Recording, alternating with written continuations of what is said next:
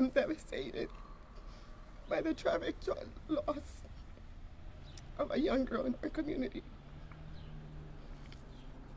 My heart breaks for her family, who are now facing unimaginable pain and loss.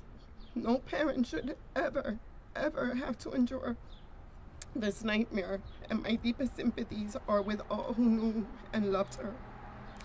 I'd like to commend the Attorney General's office, our state police, our Pawtucket Police Department, our Police Chief Colonel Anthony Roberson, our command staff, our detectives, our entire Central Falls Police Department, our Fire Chief Scott Mello, the Fire Department, for their quick response, which led to the quick arrest of the suspect.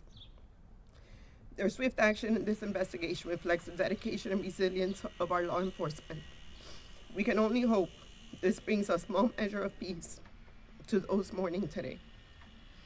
I know our Central Falls Schools community and many of our residents have been deeply affected by this senseless act of violence.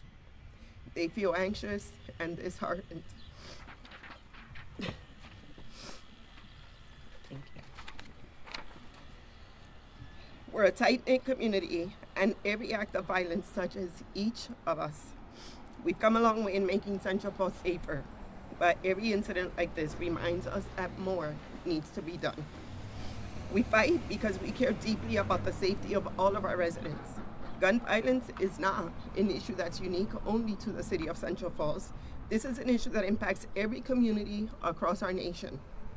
In Rhode Island, we have passed common sense gun safety legislation, including the safe storage bills last year, but we know that more needs to be done because this is not acceptable.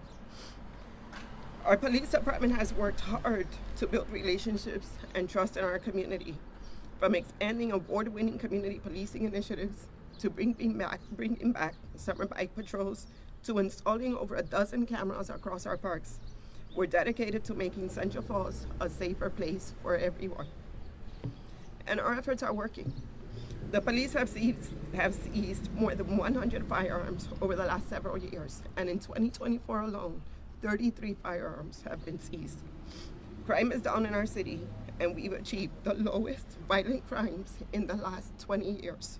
But we know that these efforts are not enough.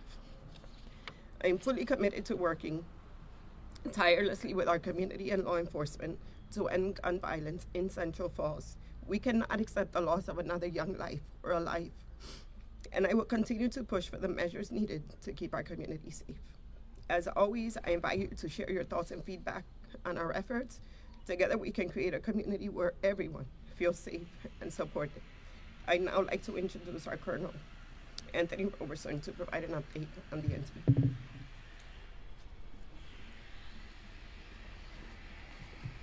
Good afternoon. First, I'd like to, on behalf of the Central Falls Police Department, extend our sympathies to the family, the loved ones, and friends of the victim. It's never easy when you lose such a young life. Yesterday, early in the morning, about 8:55 a.m., Central Falls Police Department responded to 22 Earl Street for a report of a medical assist. Upon arrival, the Central Falls Fire Department were on scene, rendering aid to an unresponsive teenage female.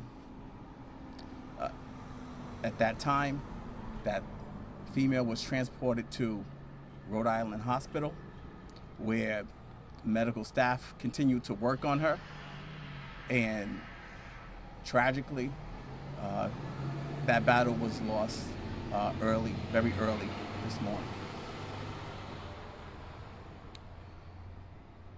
I want to follow up with saying, as a result of the excellent work by the Central Falls Police Department, patrol detectives as a whole, the suspect was taken off the streets and apprehended in less than 12 hours. That doesn't bring anything, really, when you lose a life, when you lose any life for that matter, but at least we have the perpetrator off the street. I'm going to allow Major Reed to follow up with any questions in regards to this incident that you may have in a moment. But just to echo the mayor's words, our partnerships with the U.S. Attorney's Office, the FBI, our neighboring communities, the Attorney General's Office, I just can't say enough on our approach to violent crime.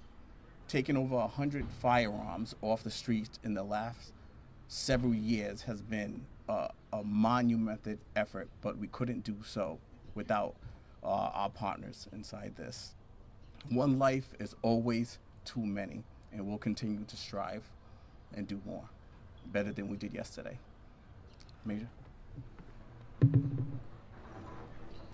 there's any questions that we can answer, I'll take them at this time. Sir, based off. At this time, that's part of the investigation, and I'm not going to reveal anything that led up to this incident. They were acquaintances. Yes. She was a Central Falls student. He is not a Central Falls student. He's a resident of Central Falls, but he's not a student. And they were acquaintances. That is not a residence, no. It's a friend. She was at a friend's residence. Do we know if she skipped school that day? At that time in the morning, I don't know exactly if her intent was. I believe, from what we've learned so far, her intent was to go to school. I don't know if it was going to be late or what time she had to be in. But Can you speak to the charges? It's a manslaughter charge. And what else? Yep. So at this time, the charges came in conjunction with our Attorney General's office and our discussions. At the charge right now is manslaughter, a charge of possession of a firearm without a license, and transferring a firearm to a juvenile. That's the three charges at this time that are facing. And is it correct to report that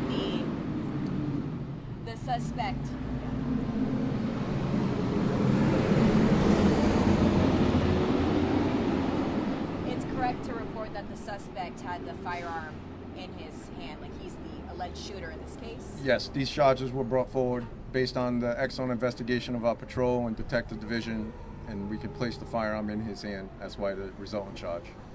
Can you mention if anyone else was at home during the time, aside from the victim and the suspect? There was other subjects in the house at the time.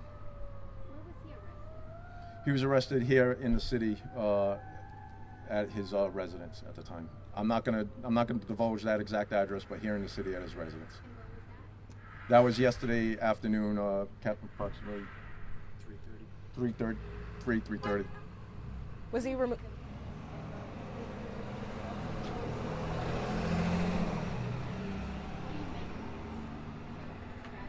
Again, as to echo the mayor and the colonel, any loss of life is a tragedy, and involving a firearm, the dangers of firearms, that's why our officers are out there every day facing these dangers to take these guns off the street. One more question. Was she like an intended target? Are you able to speak on that? I'm not going to go into details of this ongoing investigation to compromise anything in any way, so I won't go into detail in regards to that. All right, thank you, Major. Thank you. Okay. Well, thank you all for. Will there be any No. identification of the 14-year-old coming up soon? As it relates to the victim, in keeping with the family's privacy, we're just not going to disclose any of that.